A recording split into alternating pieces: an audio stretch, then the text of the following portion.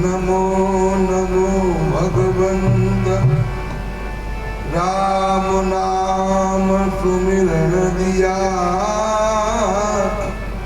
दिया भगत हरि भाव आप पहर विश्रमती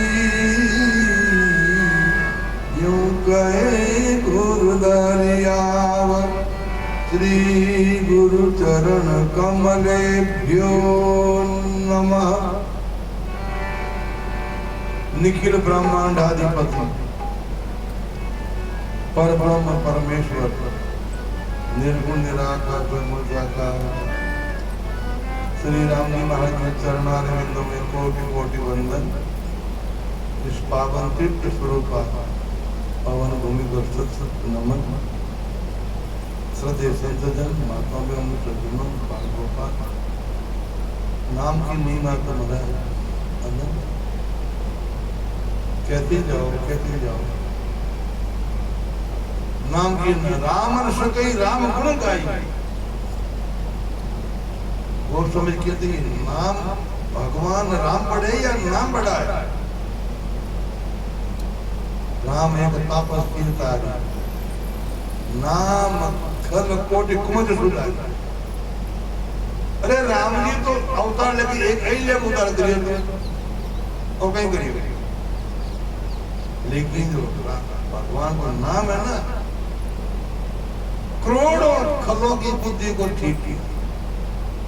राम एक तापस देता नाम खल कोटि कुमति सुधारी। करोड़ों जो है खल दुष्टों की कुमति थी दुर्बुद्धि को ठीक किया इसने राम नाम मारा। राम से भी बड़ा राम का नाम। ये भजन का देता हूँ फिर वापिस कल सुन लेंगे। सीताराम सीताराम सीताराम कहिए जाई विधि राखे राम पाई विधि रहिए।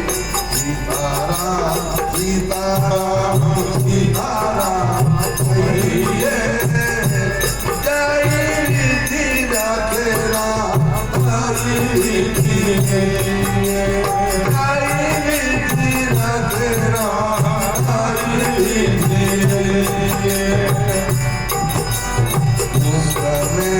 राम नाम राम सेवा हाथ में मुख में हो राम नाम राम सेवा हाथ में। तू अकेला नहीं कर राम तेरे याद में। तू अकेला नहीं कर राम तेरे याद में।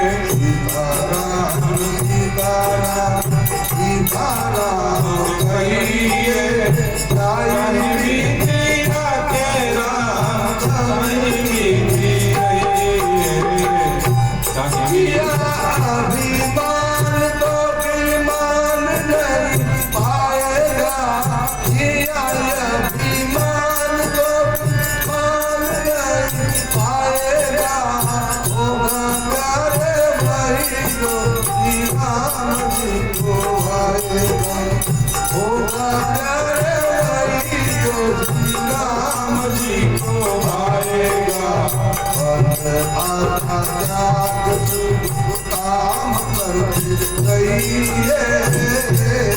और त्याग काम करती रहिए।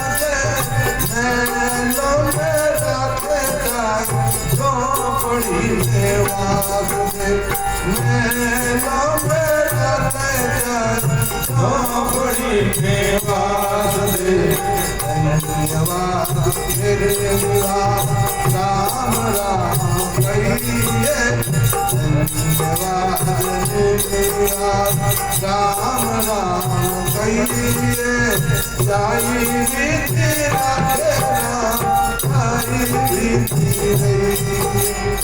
आता एक राम तुझे आता छोड़ ले आता एक राम तुझे आता छोड़ ले आता एक राम तुझे सुधा छोड़ ले आता एक राम तुझे सुधा छोड़ ले साधु संग राम भगवंत रंगिए भारत राम प्यार राम रत बगिए जाई रीति राधे राम जाई रीति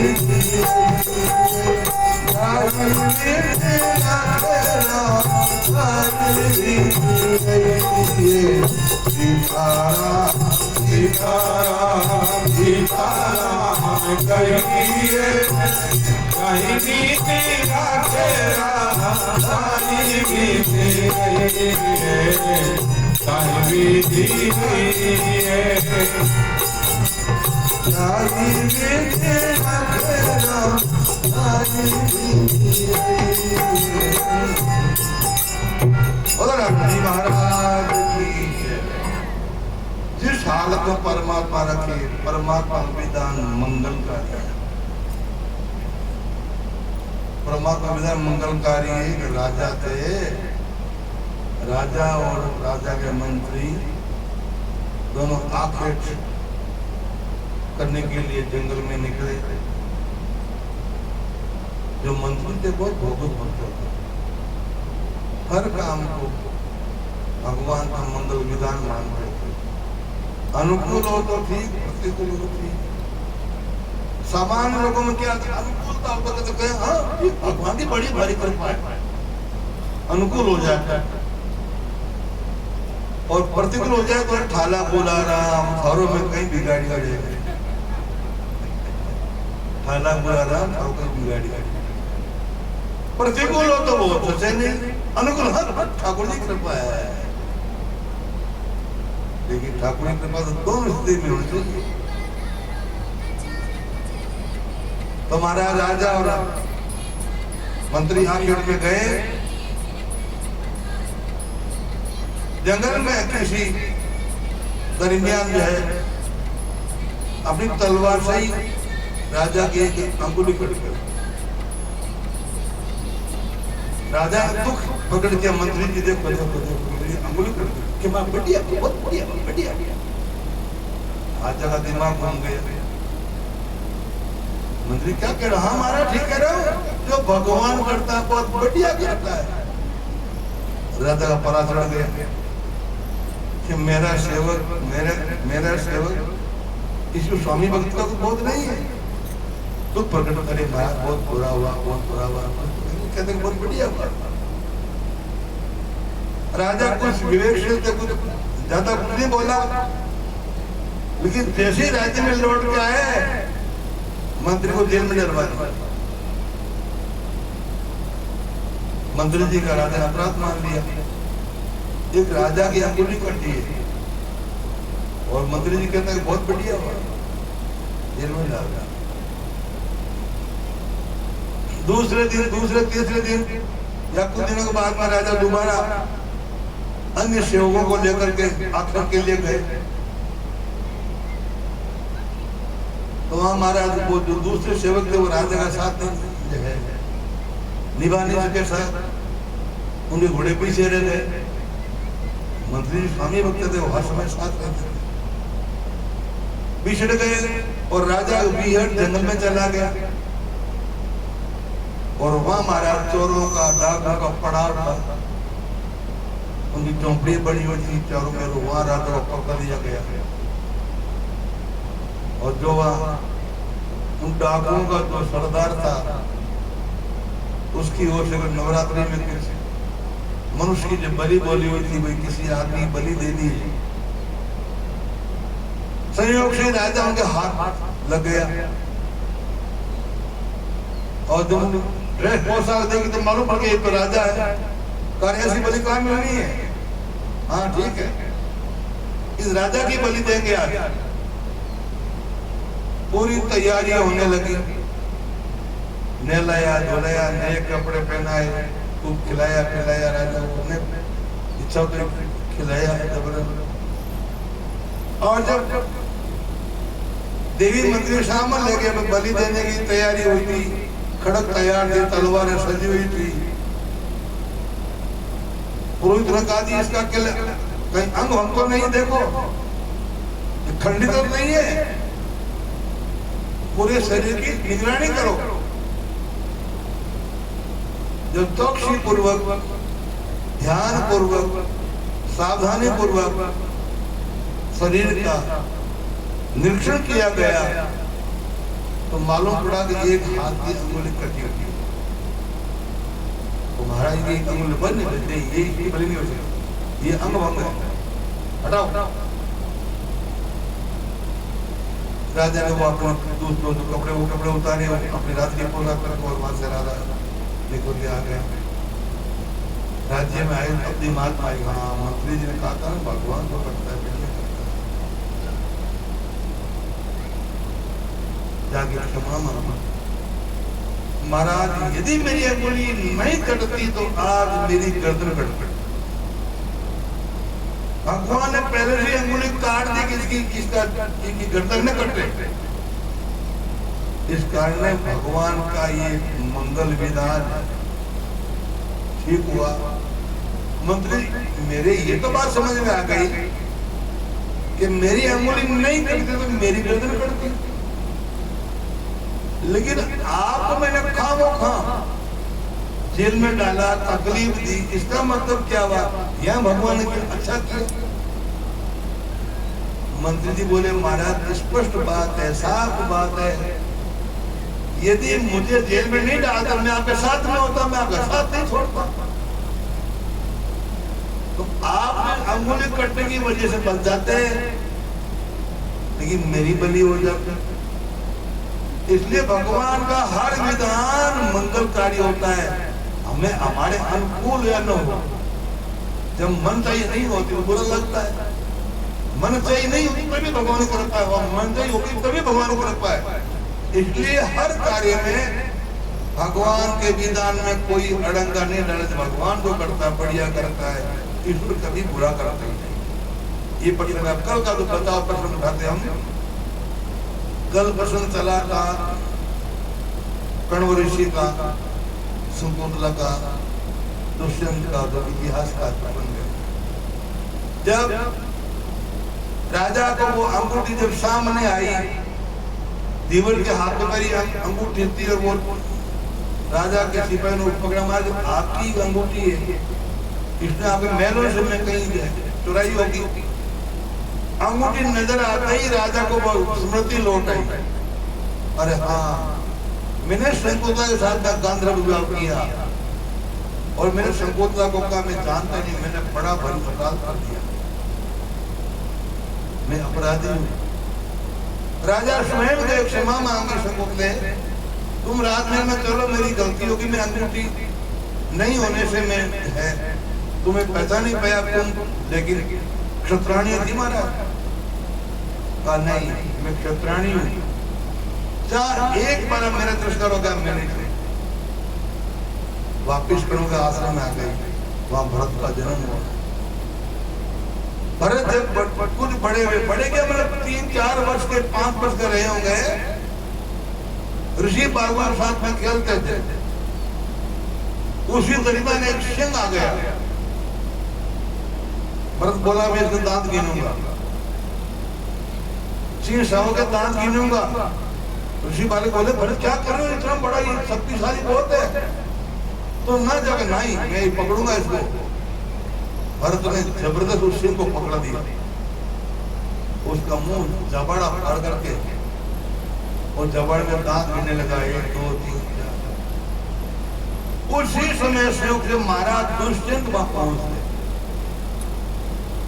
दुष्यंत ने देखा, दुष्यंत हक्के पकड़ने लगे, बड़े आश्चर्य पड़ गए, इतना बड़ा शक्तिशाली सिंह और छोटा सा बालक, और जनेऊ धारण किए और एक अच्छा गले में पहना हुआ। पहले क्षत्रिय भी जनेऊ धारण करते थे, अभी भी जो है को फिर बोलते हैं, जो सनातन धर्म के नियम का बराबर पालन करे वो जनेऊ धारण करके ब्राह्मण की तरह गायत्री का जप कर सकता है। और भागवत में इस पर आता, मैं झूठ नहीं बोलता हूँ, भागवत में लिखा है कि जहाँ ब्राह्मण न हो, जिस गांव में बस्ती में ब्राह्मण न हो, वहाँ क्षत्रिय को चाहिए पूरे प्रजा के लोगों से यज्ञ करावे, स्वयं करे, स्वयं यज्ञ करे, ब्राह्मण के लिए बैठ कर और यज्ञ करावे।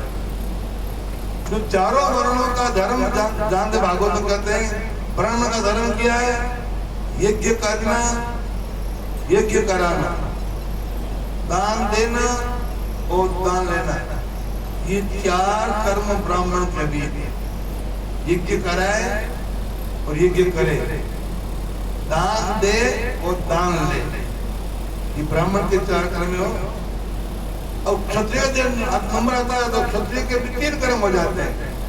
क्षत्रिय जिस देश में ब्राह्मण नहीं है वहां यज्ञ कराए, होता बने उसमें ब्राह्मण की जगह, और मंगला पाठ करे, यज्ञ करे, यज्ञ कराए, दान दे, दान ले। एक कर्म कम हो गया, दान लेने का अधिकार, दान देने का अधिकार है। ब्राह्मण दान ले सकता है, क्षत्रिय दान नहीं लेता। दान का 3 कर्म ब्राह्मण यज्ञ करे और यज्ञ कराए और दान दे, लेकिन दान ले। वैश्यों का कर्म क्या है? व्यापार करे और खेती बाड़ी करे, पशुपालन करे। इन वर्णों को समझना जरूरी है, कोई ऐसा नहीं है। और शूद्र कौन है? तो सेवा करे, शूद्र का धर्म में। यह जाति प्रथा नहीं है, यह वर्ण व्यवस्था। हमारे सनातन धर्म में जाति प्रथा नहीं है, वर्ण व्यवस्था। 4 वर्ण है, जाति नहीं है। जाति में सब मनुष्य एक समान है। जो जिस योग्य होता है वो उस कर्म को शुरू कर दे, है ना। मानो कई ऐसे लोग ब्राह्मण होते भी बोले पढ़ाई नहीं कर सकते, यज्ञ नहीं कर सकते, कर्म कांड नहीं सीखते, वो सेवा कर सकता है, वो शूद्र का धर्म का पालन कर सकता है। ऐसा नहीं है जो है। और शूद्र, महाभारत आता है कि शूद्र पठित है, पढ़ा लिखा है, तो ब्राह्मणों का कर्म शूद्र भी कर सकता है। तो हमारे यहाँ जाति प्रथा नहीं है, यहाँ वर्ण व्यवस्था। 4 वर्ण है, ब्राह्मण, क्षत्रिय, वैश्य, शूद्र। राजा वहां पहुंचते हैं और उस बालक को देखते हैं, भरत को, जो सिंह का चमड़ा फाड़ करके और दांत गिन रहा है। उसमें राजा अचानक पूछते तो बालक थोड़ा सा संकुचित होता है, संकोच कर लेता है, लज्जा की अनुभूति होती है। और सिंह के जो है वो चबाड़ा वो ढीला पड़ता है और सिंह छूट करके अपना बचाव कर सिंह भाग जाता है। भागने के लिए प्रक्रिया में सिंह का बच्चा वो गले में जो रक्षा करता है ना, डोरा, उस डोरे में पंजा लगता है। पंजे लगने से वो डोरा टूट करके नीचे गिर जाता है। रक्षा दुष्यंत धीरे धीरे आगे बढ़ते हैं और पृथ्वी पर पड़ा हुआ रक्षा सूत्र है ना, डोरा, वो उठाते हैं और उठा के भर के गले में वापस गांठ देकर बांध देते हैं। बस ये देखते ही बालक भगे, ब्राह्मण बालक भगे कर्ण के आश्रम में। और शकुंतला दीदी आज वो भरत के पिता दिया है। शकुंतला का तुमने कैसे जाना? आने वाला भरत का पिता कैसे नहीं जानते? हम जानते हैं, हमको तो मालूम है। अरे कैसे मालूम है? दीदी, जो भरत के गले में, भरत भैया के गले में जो रक्षा सूत्र बंधा हुआ था ना, वो सिंह के पंजे से जो है टूट करके नीचे गिर गया। और वो रक्षा सूत्र जो आने वाला उसने उठा लिया, उठा के वो भरत के गले में बांध दिया। इसका मतलब भरत के पिता है। अन्य दूसरा होता ना तो उसको छूते ही वो भस्म हो जाता। ये कर्ण ऋषि का रक्षा सूत्र है, इसका कोई प्रतिरोध नहीं कर सकता। इसलिए वो हम जान गए भरत के पिता है। ये राम रक्षा का प्रभाव संत रामक्षा करते हैं, हनुमान चालीसा करते हैं, ये रक्षा सूत्र है। हनुमान चालीसा का पाठ पढ़ने से आपकी रक्षा होती है, परिवार की रक्षा होती है ना, आपका मंगल होता है। ऐसे ही रामशास्त्र वगैरह है, संतों की रामशा आदि है, इनका पाठ करने से जो अनायास जो आने वाला संकट है वो संकट दूर होता है। ये खाली ऐसा नहीं है, कल्पना नहीं है, ये सत्य है। तो महाराज ये हमारी भारतीय संस्कृति के जो ग्रंथ है, उन ग्रंथों का प्रभाव है। राम रक्षा स्तोत्र का, हनुमान चालीसा का, भागवत का, गीता का आदि का। तो ये भाई ऐसा होता प्रभाव रहा है संतों के समय में भी। तो नाम की बड़ी भारी महिमा रही है। और प्राचीन काल में प्रसन्न एक बात बता देता हूँ कि लोग सब तरह के होते हैं। तो आस्थावान होते हैं जो भगवान में विश्वास करते हैं, इन बातों को स्वीकार करते हैं। तो आस्थावान नहीं होते वे केवल अपना बुद्धि का भरोसा करते हैं कि हम सब बुद्धि से काम करते हैं, वही होता है। हम बुद्धि से विवेक से हमारी समझ से काम करते हैं, वही होता है। और देखो समझ सबकी होती है, सभी जातियों को भगवान ने समझ दी है, सोच दी है। कुछ जातियों को विशेष बुद्धि दी है। चारण वर्ग है, चारण वर्ग को भगवान ने विशेष बुद्धि दी। वो बैठे बैठे कविता कंठस्थ होने दे, सरस्वती है कंठे बैठी हुई है, वो कविता कह देते और कह देते हैं। ऐसे ही लोग नहीं कहते अगम बुद्धि वाणी है ना। ऐसी कहावत है लंका में जो है रावण के बेटे पानियों को नहीं हुई, पानियों होता तो रावण मारी बन जाता है ना। आपको कोई सलाह दे करके और रावण की रक्षा कर देते। तो ये सब बुद्धि का खेल है, ये सब बुद्धि का खेल है। बात याद आ गई भाई, उदयपुर महाराजा की मेरी संतोष सुनी। उदयपुर महाराजा थे, उनका एक पुराना जो है वो नट था। नट वो जो है साल में एक बार आता और वो अपना हुनर था वो उनको जो है वो बताता और फिर वो चला जाता। तो पार्कों की मिलता वो लेकर चला जाता। वो बूढ़ा नट जो है मृत्यु प्राप्त हो गया और उसका बच्चा था वो छोटा था। और जो बड़ा और शादी हुई तो लोगों ने कहा तो अरे तो उदयपुर महाराजा का तू नट है और तो इस प्रकार तो क्यों पाता है, एक बार वह हाजिर हो जाए तो ये सारी जो है दरिद्रता दूर हो जाएगी। अब शादी हो गई और वो महाराज नटवा गया। वो कोशिश करे दरबार के भी मुझे महाराज मिलाओ, लेकिन जो सेवक होते हैं ना उन्होंने चल यार टाइम नहीं है, उसको मिलने ही नहीं है ना। क्यों पुराने जमाने में घुसखोरी नहीं होगी, कुछ लेन देन का मामला जो है चलता रहा होता, खुद देते थे नट बोल देते हुआ महाराज वो चक्कर लगाए उनको जो है प्रवेश नहीं होता, राजा के बारे मिलने ही नहीं थे। समझदार लोगों ने कहा भाई तू ऐसा कर, उदयपुर मानना साहब पिछोला झील की ओर रोज घूमने के लिए आते हैं। उस दरबारी साहब में होते तो घूमने के लिए आते हैं। वो कहीं गाड़ी में या समीप में बैठ गया और जब अचानक जाके जब आए तो महाराजा के चरणों में गिरना, प्रणाम करना। और जब महाराजा राणा साहब पूछेंगे तब पिता का नाम बता देना, इससे तुम्हारा परिचय हो जाएगा। ये बात तो ठीक है। इसने वही किया, हमारा पिछोला झील के रास्ते में कहीं बैठ गया और जैसे महाराणा साहब पधारे अचानक जाके चरणों में गिरा। पति पत्नी दोनों, ये पति जवान था, पत्नी मेरी पत्नी थी, दोनों चरणों में तुम कौन? तो कहा महाराज जो आपका मुंह नट था मैं उसका बेटा, मेरे पिताजी की मृत्यु होगी बचपन में और मैं बड़ा हुआ, मेरी शादी हुई है। मैं बहुत दिन से चाहता था आपके चरणों में आऊं, पास आऊं, बहुत दिन से इंतजार कर रहा हूं, लेकिन मुझे कोई प्रवेश नहीं दे लेते। महाराणा तो बड़े खुश हुए। कहा भाई तेरा पिता तो बड़े बड़े कर तो बताता था, तुम बताएगा कि हाँ महाराज हुक्म करो। पत्नी भी बोली महाराज आप तो हमारे पिता तुल्य हैं, आप कहो तो बताएंगे। वो कौन सा खेल बताओगे जो आप कहोगे वो। महाराणा के मुख से अता निकल गया कि आप पिछोला झील को पार कर सकते हो?